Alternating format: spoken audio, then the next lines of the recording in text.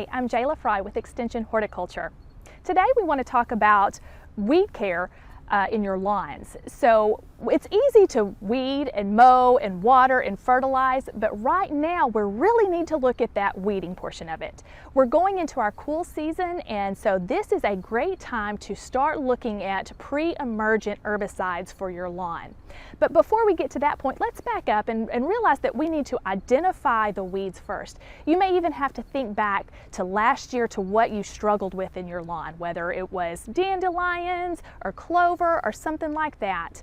If you're able to hand pull your weeds, that is the least harmful to the environment. That's going to be a great choice. But if the weed problem is greater than that, then you may want to look at an herbicide.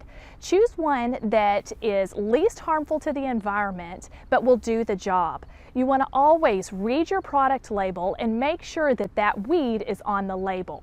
For more information, please go to aggie-horticulture.tamu for additional resources. Thank you.